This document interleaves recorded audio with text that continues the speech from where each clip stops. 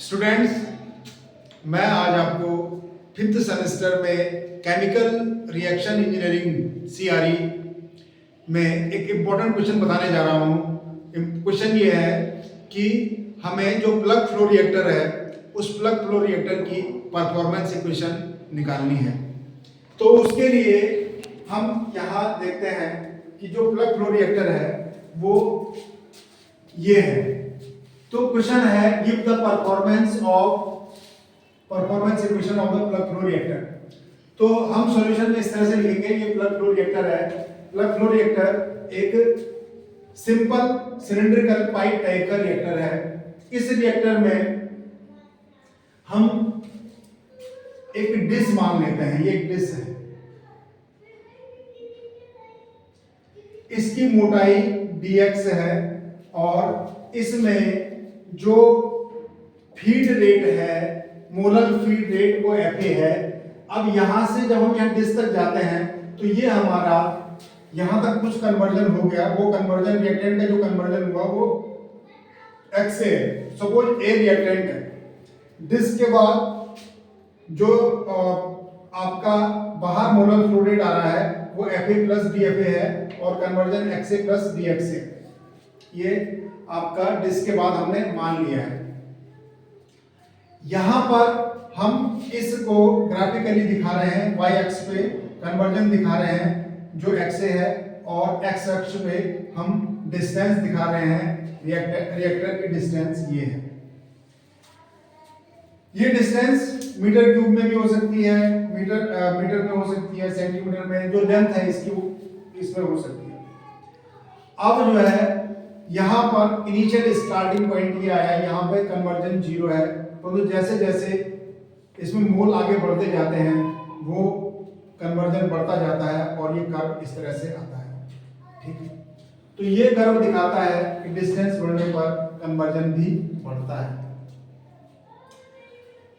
Plug flow reactor एक continuous type का reactor है। इसमें रिएक्शन कंटिन्यू होती है, एक मोल जो आगे बढ़ता जाएगा आपका कन्वर्जन बढ़ता जाएगा। ये हमने कर्व में दिखा दिया। अगर मैं इसकी ओवरऑल मटेरियल बैलेंस की इक्वेशन देखूं तो इनपुट बराबर output plus disappearance of reactant हो जाएगा। इसमें होल्डिंग ऑफ द या एक्युमुलेशन नहीं होगा इस रिएक्टर में। क्यों? क्योंकि जो इनपुट होगा वो आउटपुट उतना ही निकलेगा, इसलिए एक्युमुलेशन के टर्म को हमने यहाँ पे कंसीडर नहीं किया है। तो जो इनपुट मोलर फ्लो रेट है कि इसकी रिएक्टेंट की वो Fa है, आउटपुट में Fa प्लस DFA निकल रहा है और rate of disappearance minus RA into dB है, जहाँ minus RA rate of reaction है और dB इसके अंदर, इस डिस्क के अंदर होने वाला, इस डिस्क का वॉल्यूम है dB is the volume of disc.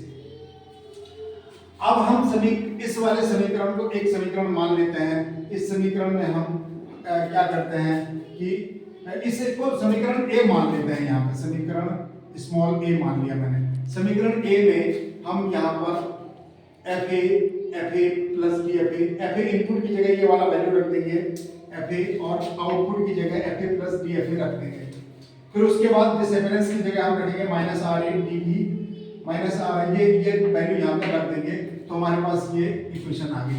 फिर हम इस Fa को यहाँ ले जाएंगे तो ये माइनस Fa हो गया, फिर DFA हो गया और प्लस 13 ये है और माइनस RA dB ये आ गया।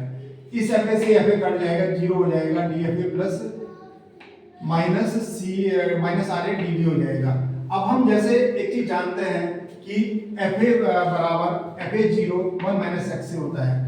ये हमने पहले जो वीडियो बताया था आपको कन्वर्जन और कंसंट्रेशन के बीच में, वो था Ca equal to Ca0 1 minus x।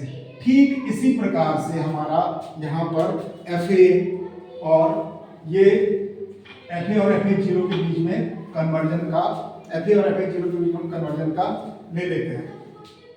तो यहाँ पर हमने Fa बराबर Fa0 1 माइनस dx ले लिया। इसे हमने समीकरण 1 माना, इसे समीकरण 2 माना। समीकरण 2 का Xa के सापेक्ष डिफरेंशिएशन किया तो dFA dxa हो गया, यहाँ पर इसका dFA dxa हो गया। फिर मैंने ये इस वाले पार्ट को d अपॉन डी एक्स से करके अंदर fa0 1 माइनस एक्स से कर दिया। fa0 एक कांस्टेंट टर्म है, इसको बाहर आ गया। d अपॉन डी एक्स से जब एक के साथ जाएगा अंदर डिस्ट्रीब्यूशन होगा, पहले एक के साथ जाएगा फिर इसके साथ डिस्ट्रीब्यूट होगा, तो ये एक जो है कांस्टेंट टर्म है, इसका डिफरेंशिएशन 0 हो गया, dx अपॉन x का 1 हो गया। तो dfa अपॉन dx से बराबर ये वाला टर्म ऐसे ही आ गया, fa0 ऐसे ही आ गया, और ये माइनस का चिन्ह ये है, और ये 1 हो गया, dx अपॉन x से माइनस 1 हो गया, और ये इसको माइनस 1 के साथ गुणा करके माइनस fa0 हो गया, dfa बराबर माइनस fa0 dx से हो गया। समीकरण 3 आ गई। समीकरण 3 का मान, इस इक्वेशन 3 का मान मैं समीकरण 1 में यहाँ पर रख दूंगा, इस जगह पे ये वाली जो वैल्यू है, ये जो वैल्यू है इसका मान मैं यहाँ पर रख दूंगा। ये वाला वैल्यू जो मैंने ब्लू पेन से किया है यहाँ पर रख दूंगा, तो यहाँ पर मेरा आ जाएगा इधर वाली माइनस fa0, देखिए यहाँ पर मैंने fa0 dx से plus ra minus ra d भी रख दिया। फिर मैंने इस fa0 dx को इधर ले आया, तो यहाँ पर मेरा आ गया माइनस ra इंटू डी भी। अब मैं इससे आगे सॉल्व करता हूँ बच्चों।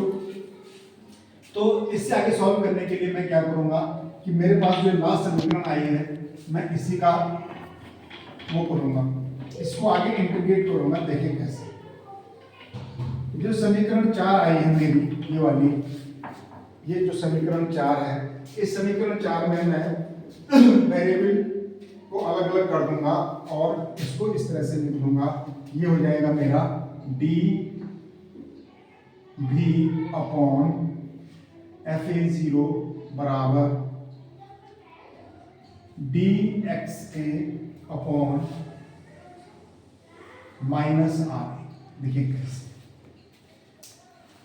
ये हमने कैसे लिखा, ये डी भी fa0 को मैं इसके नीचे ले गया, डी भी के नीचे fa0 ले गया, और डी एक्स के नीचे डी एक्स के नीचे माइनस आर ए ले आया। ठीक है, जब मैं इसे यहाँ नीचे ले आया, उसके बाद मैंने यहाँ पर इसे समीकरण 5 मान लिया।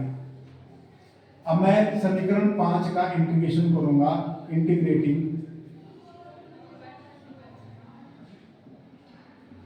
Equation 5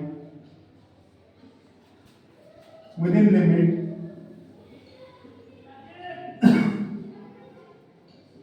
zero to b and xa to xaf, ये मैंने दो लिमिट मान, तो मेरा यहाँ हो जाएगा 0 to b dd upon fa0 बराबर, ये मैं ब्रैकेट में रखूंगा 0 xa to xaf। ठीक है, तो ये हो गया dxa अपॉन माइनस आर। ठीक है, अब ये यहाँ पर मेरा आ जाएगा v अपॉन, अगर मैं इसका इंटीग्रेशन करूंगा तो v अपॉन fa0 आएगा। fa0 कांस्टेंट टर्म है, और ये अगर मैं 0 to v लेता हूँ तो मेरी केवल अपर लिमिट ली जाएगी, लोअर लिमिट नहीं ली जाएगी, और ये टर्म मैं ऐसे ही लिखूंगा। इसको ऐसे लिखने का कारण यह है कि मेरा यहाँ पर जो माइनस आर ए है, अगर वो फर्स्ट ऑर्डर रिएक्शन के लिए होगा तो उसकी वैल्यू माइनस आर ए की अलग आएगी, सेकंड ऑर्डर के लिए अलग आएगी, इसलिए मैं यहाँ पर इस राइट हैंड पार्ट को ठीक ऐसे ही रखता हूँ, इसको चेंज नहीं करता हूँ।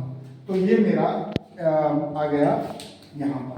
अब मैं क्या करता हूँ कि इसको आगे अपर लिमिट लूंगा, तो यहाँ पर मेरा आ जाएगा v fa0 बराबर, ये लेफ्ट राइट साइड का पार्ट ऐसे आ जाएगा xaf, ये हो जाएगा dxa अपॉन माइनस आर। ठीक है, अब मुझे यहाँ से मैं इस रिएक्टर का वॉल्यूम, इस रिएक्टर का वॉल्यूम या इस रिएक्टर में जो रिएक्टेंट है उनका वॉल्यूम ज्ञात कर सकता हूँ। कैसे, d इक्वल टू fa0 को यहाँ ले लूँ। अगर सपोज मेरी ये फर्स्ट ऑर्डर की रिएक्शन है तो माइनस आर ए की वैल्यू फर्स्ट ऑर्डर के हिसाब से आ जाएगी, सेकंड ऑर्डर की तो सेकंड ऑर्डर के हिसाब से, थर्ड ऑर्डर के थर्ड ऑर्डर, जीरो ऑर्डर के हिसाब से ये आर ए की वैल्यू मैं रख दूंगा, तो मुझे रिएक्टर का वॉल्यूम पता चल जाएगा। परंतु अगर मुझे रिएक्टर में ये पता करना है कि इसमें जो प्रोडक्ट, जो रिएक्टेंट है, वो प्रोडक्ट में बदलने में कितना टाइम ले रहा है, कितना स्पेस टाइम है, उसका स्पेस टाइम अगर मुझे ज्ञात करना है, तो तब मैं क्या करता हूँ, इस समीकरण को मैं समीकरण 6 मान, इसको इस टर्म को मैं समीकरण 6 मान लेता हूँ। अब मैं समीकरण 6 में के जो बायां पक्ष है, बाएं पक्ष में समीकरण 6 के में बाएं पक्ष में मैं इधर लिख रहा हूं, समीकरण 6 के बाएं पक्ष में मैं गुणा करूंगा CA0 की गुणा और भाग करूंगा, but LHS of equation 6 multiply and divide by CA0 से मैंने इसे इस वाले पार्ट को, लेफ्ट साइड के इस पार्ट को मल्टीप्लाई करना है, तो यहाँ पर हो जाएगा CA0 भी अपॉन FA0, और यहाँ मैंने CA0 अगर ऊपर अपनी तरफ से लिखा तो यहाँ पे मैं नीचे अपनी तरफ से CA0 लिख दूंगा, और ये वाला पार्ट मेरा ऐसे आएगा x से f, और यहाँ आ जाएगा मेरा dxa upon minus RA।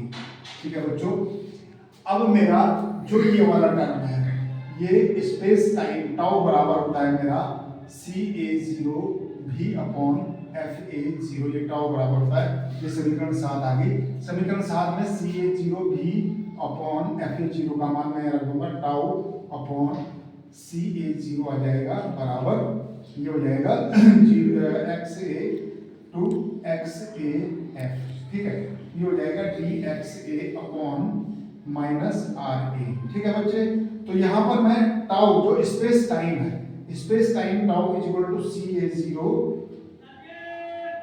XA to XAF लिख के dxa अपॉन माइनस RA लिख देता हूँ। ठीक है, तो ये मेरी परफॉर्मेंस इक्वेशन आ गई प्लग फ्लो रिएक्टर के लिए, जहां पर मेरा टाउ स्पेस टाइम हो गया और CA0 initial concentration of the reactant A हो गई। तो मैं इसे ऐसे भी लिख सकता हूं, टाउ क्या है, वेयर, ये मुझे लास्ट में अगर मैं ऐसे लिखता हूं तो मुझे नंबर ज्यादा मिलती हैं। Tau is equal to space time CA0 initial concentration of reactant A and फिर क्या है dxa small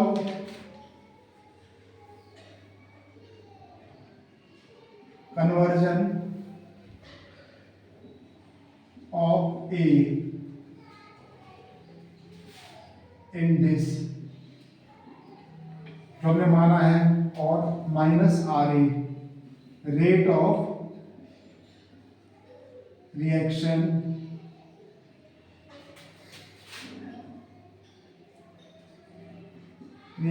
of reactant A। तो ये मैंने सभी टर्म को मुझे बाद में डिफाइन करना पड़ेगा। ठीक है, तो ये हमारी परफॉर्मेंस इक्वेशन आ गई, यहाँ पर यही हमें निकालनी थी। ओके, आप CRE मुझसे पढ़ने के लिए मुझे पर्सनली संपर्क कर सकते हैं। मेरा मोबाइल नंबर है 90 45 10 28 60, और आप मुझे YouTube पे पढ़ने के लिए सब्सक्राइब कर सकते हैं भट्ट सर केमिकल इंजीनियरिंग का, मैंने अपना लिंक दे रखा है, उससे आप मुझे लाइक करें, सब्सक्राइब करें। Thank you.